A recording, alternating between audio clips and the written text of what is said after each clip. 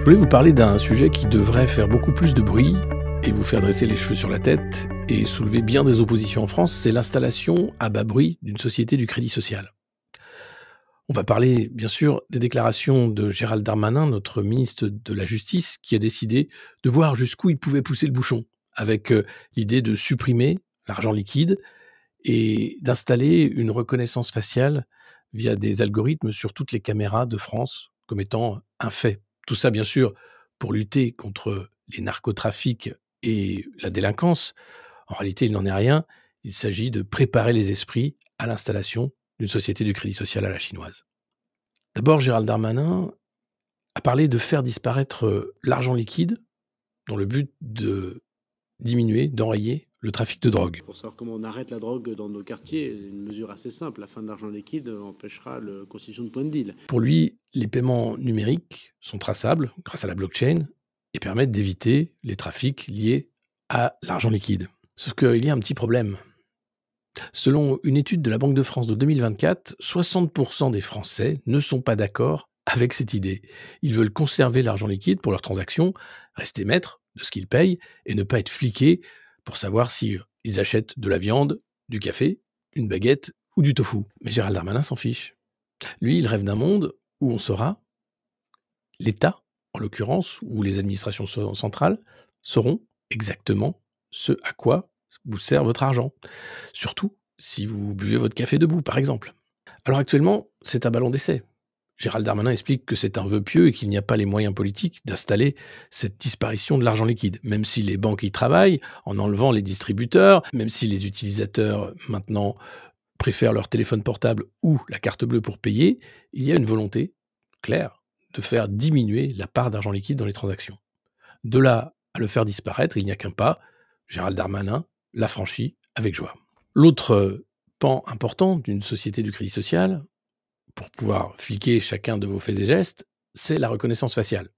Une surveillance algorithmique via un réseau de caméras qui permet de savoir qui fait quoi en temps réel, quasiment, sur tout le territoire. Alors il faut savoir, et ça c'est grâce aux médias Disclose, que la police française utilise depuis 2015 le logiciel Briefcam de reconnaissance faciale au mépris des lois françaises et du RGPD.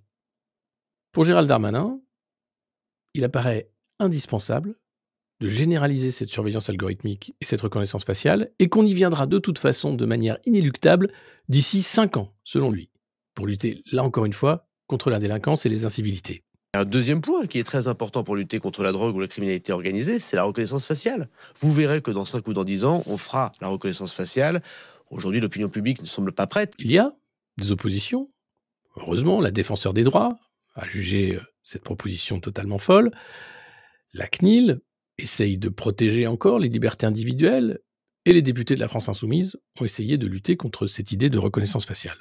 Mais vous voyez bien que les oppositions sont faibles, et qu'aujourd'hui, l'idée est de planter une graine dans les esprits sur cette société du crédit social et sur le bien fondé de ces mesures de contrôle total dans le cadre de la lutte contre les trafics et contre la délinquance. Si on me dit demain il n'y a plus de drogue en France, il n'y a plus de gosses drogués, et en échange de ça, tout est tracé.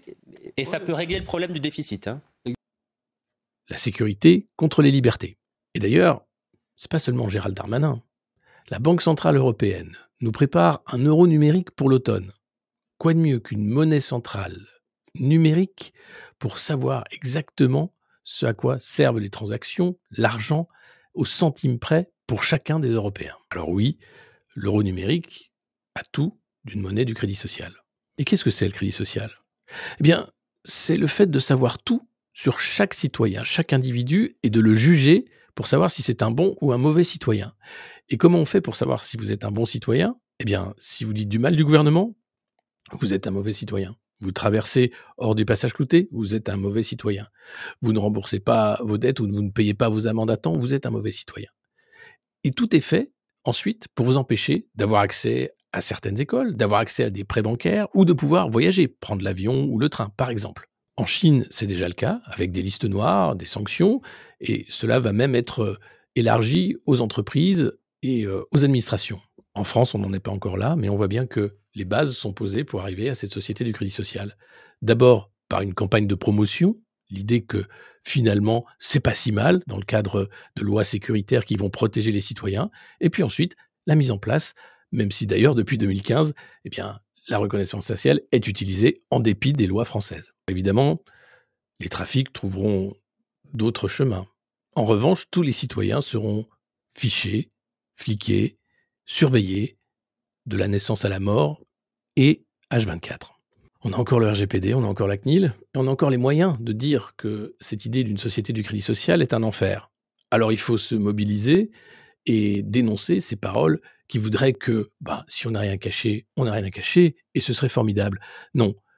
Une société totalitaire, c'est une société où tout est transparent, où l'individu n'a plus de zone personnelle, où l'État sait tout de vous. Eh bien, il faut absolument éviter ça. Et visiblement, ceux qui nous gouvernent ont envie d'arriver à une société du crédit social.